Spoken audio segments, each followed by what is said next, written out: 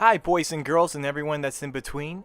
I'm 99 Paperman here, and today we have a really good review for you about 5 good shows to watch on Netflix. Now, all these shows are underrated, and by underrated, I mean that a lot of people talk about them as much as more popular shows like The Walking Dead or Breaking Bad or Orange is the New Black. So I want to give these shows some spotlight here, and I want to be able to suggest these so you, the viewers, are able to find something you may have not already watched. Like these shows that I'm gonna list up here are probably shows that you have never even heard of in the mainstream social media, or maybe you heard of it a while ago, or you heard from a friend it wasn't too good. I'm here to tell you today these shows are pretty good. So we're going to go down a list of top 5, not in any order, of shows that are underrated on Netflix that you can watch today if you have a Netflix account and be able to have a good time. So yeah, let's begin. First up, Dexter. Dexter is one of my favorite shows. The concept is brilliant. It's about a serial killer who was trained from youth to only kill serial killers. In order to suppress his urge, he has to kill, but he can only kill killers. And get this, he only kills killers like using evidence that they're killers. He doesn't just assume someone is a killer. He has to gain evidence. He has a whole code that he follows. So it's like a serial killer with a code. He's almost like an anti-hero. In fact, he is an anti-hero. But he considers himself a monster, and it's a really great story. You follow his story, you follow his journey. At first glance, people on the outside might think, oh, that's a disgusting show concept to follow a serial killer. But no, it's a beautiful concept. It's about a guy who has to take away life in order to feel alive. And that concept is so... like, you don't understand it at first, but later on in the show you realize this guy is a victim, much as like the people that he kills are horrible, but he's a victim because he doesn't want to be a serial killer. He doesn't want to be a psychopath, but he is, and he's trying to cope with that the best way he can. And he's trying to struggle with feeling basic emotion throughout the show, and it's a very great concept. It's unique. A lot of people don't like it that watch it all the way through, because I'm not going to give any spoilers, but the ending is realistic to the show. They're not going to give you your fairy tale ending like, oh, everyone lives happily ever after. The man is a psychopath, okay? He has to kill. He cannot stop killing. So they're going to give you a realistic ending to what happens to someone who has those needs, that is a psychopath, like how they're going to end up living. So keep in mind when you're watching that, and when you hear people complain about the show, that they give you a just ending that's real. They don't give you no poppycock. They don't give you no fairy tale. They give you the real. And you have to respect the director for his decision in giving you that real ending rather than the ending the viewers wanted and fantasized about. So that's really nice.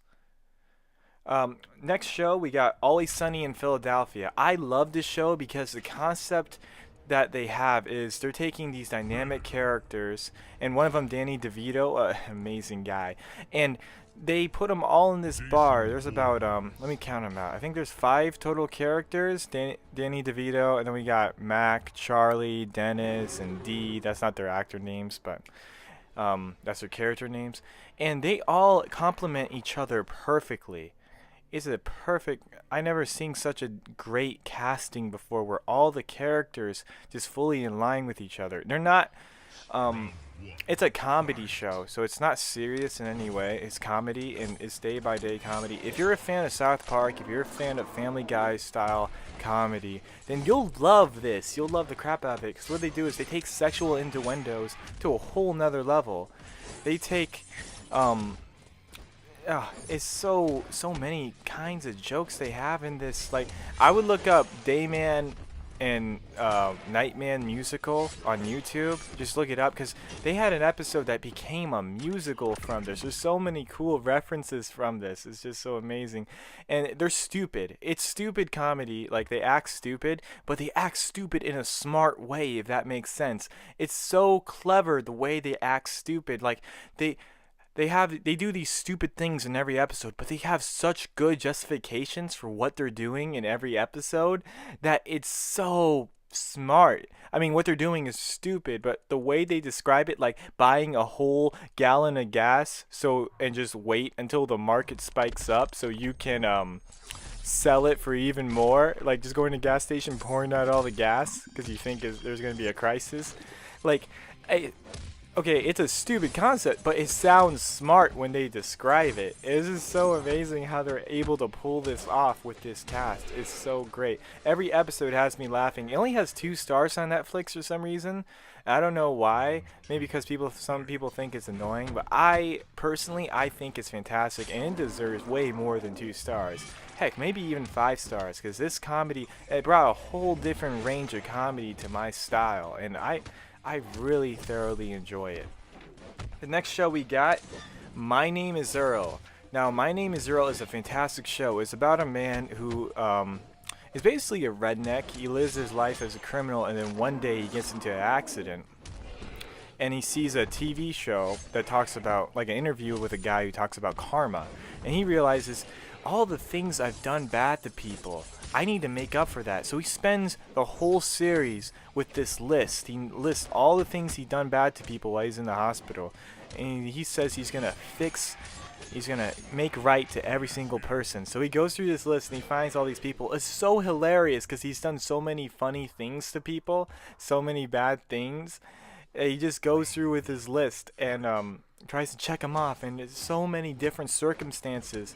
It's such a great quality show, and it's not only just comedy. It makes you feel like it takes you on a good ride to self-redemption. It takes you on that good ride, and it's a really good adventure. It's just, it has some action in there. Well, action that's funny, and it's really cool. I would give it 5 stars. I'm not sure what the rating is on Netflix, but honestly, all the shows I'm putting in this review, I would give 5 stars, okay? But My Name is Earl is fantastic. What happened was, I guess not a lot of people were watching it, or the ratings went down, I don't know, but they didn't air the last episode to it. That's the only thing that's wrong with the series, is that the director refused to air a final episode because they got their funding cut. Other than that, though, it's an amazing show, and you can just Google what the director wanted for the end and just imagine it yourself. So just keep that in mind when you're watching the series. But other than that, it is a perfect quality show. Next up, we have Wilfred.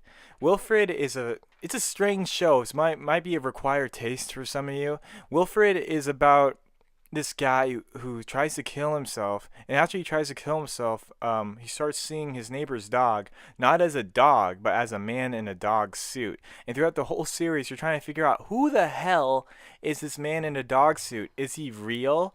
Is he something paranormal, or is he just some psychotic thing that he made up in his head? The main actor, I think, is the same actor from Lord of the Rings that played the Hobbit, so I like the main actor. On top of that, the guy in the dog suit, he has this cool accent. I don't know if it's Australian or anything. I'm not sure. But it just complements the show greatly. Just how, like, thought out he is. And, like, Wilfred tells him to do... In every episode, the theme is Wilfred tells him to do something absurd. Well, at first he tells him to do something straight up. And the guy says, no, I don't want to do it. Something that would help his life.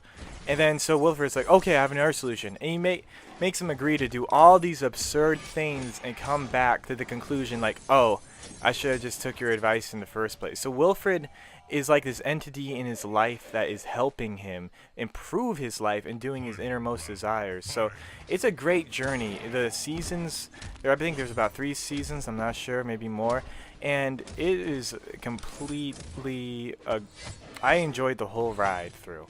The ending was very satisfying as well. It didn't give you a fairy tale ending like you would think in season 1 would happen. So it's not predictable at all. But it gives you a very satisfying ending. And I've really, really enjoyed it. The next show on the list, Jessica Jones.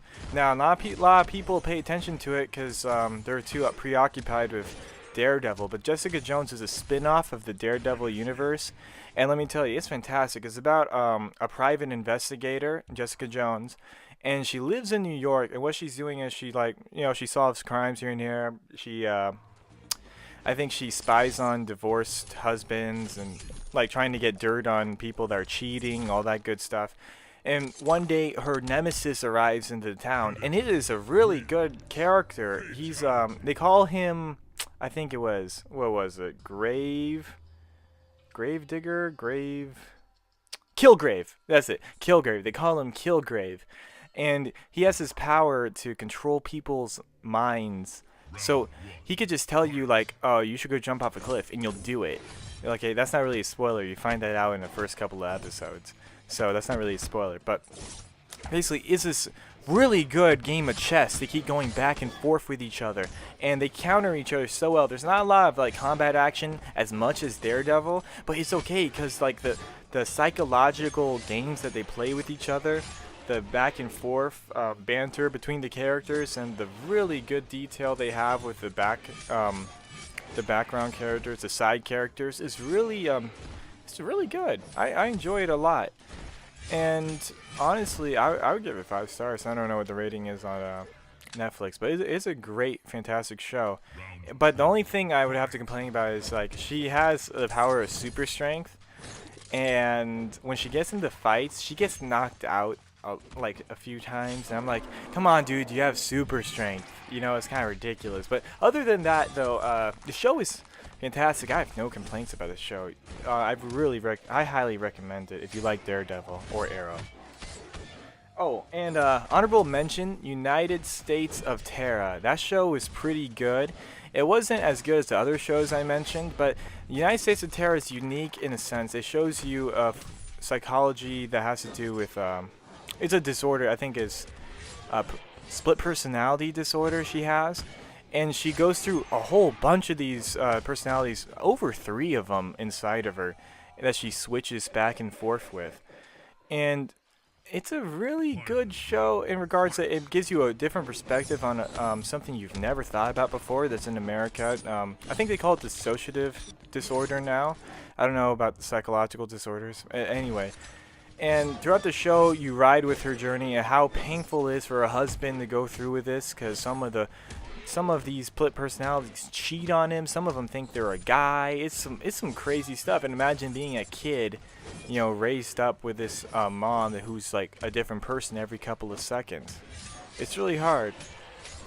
And the struggle is what really brings this show together, showing the struggle of the family rather than just focusing on the main character's problems. Because you don't just sympathize with the main character, you sympathize more with the family and what they're going through. And that's a lot of in most shows that show disorders or some kind of like problem with the main character, they don't really show how it affects the families.